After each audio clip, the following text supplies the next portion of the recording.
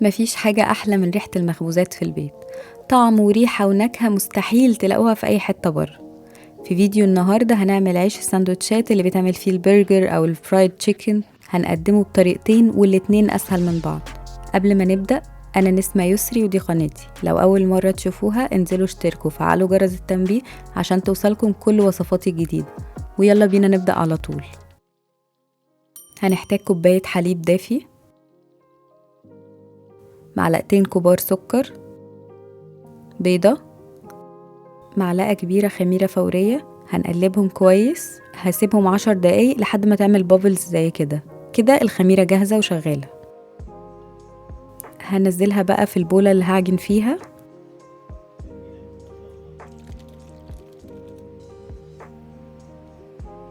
هزود عليها 5 كوبايات دقيق، تقريبا 750 جرام.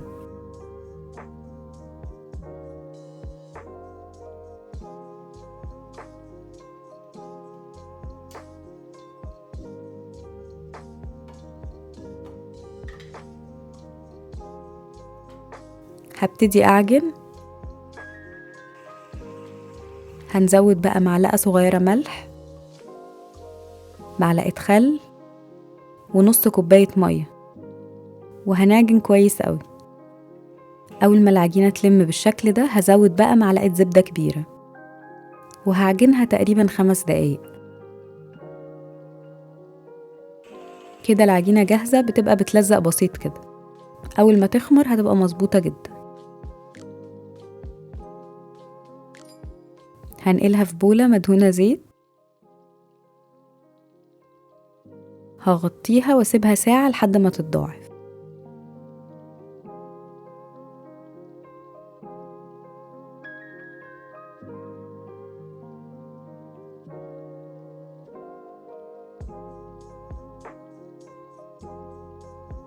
بعد كده هقسمها، الكمية دي عملت 12 رغيف متوسط.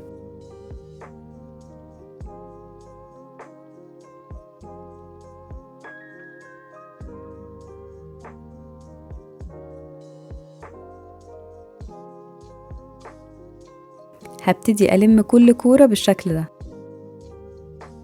وبعدين هاخد واحدة واحدة أفردها كده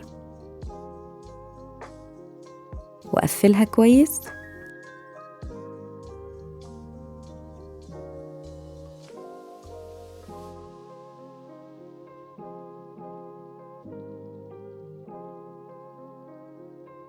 لحد ما أخلص الكمية كلها. هدهنهم زيت بسيط عشان العجينة ما تنشفش، وهغطيها كويس واسيبها تتخمر نص ساعة. عشان نعمل الشكل اللي زي الجاهز ده بيتعمل في قوالب زي كده متبطنة بورق زبدة.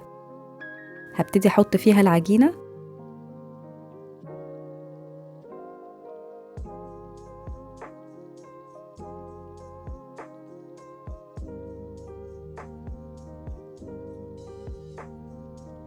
هغطيها واسيبها ساعة كمان لحد ما تتضاعف وتملى القالب.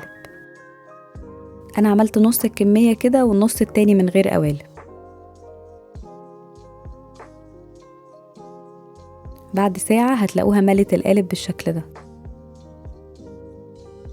تقدروا تدهنوها بصفار بيض أو زبدة، أنا هنا هدهنها بمية بس عشان ما تاخدش لون غامق.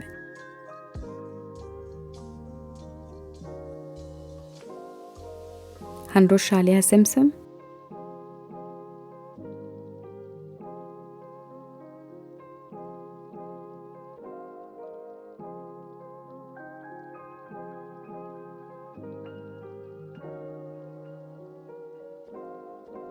هندخلها بقى فرن سخن مسبقا على درجة حرارة 200، بتاخد تقريبا 15 دقيقة. أول لما تطلع من الفرن هشيل القوالب والورق، هغطيها كويس واسيبها لحد ما تبرد.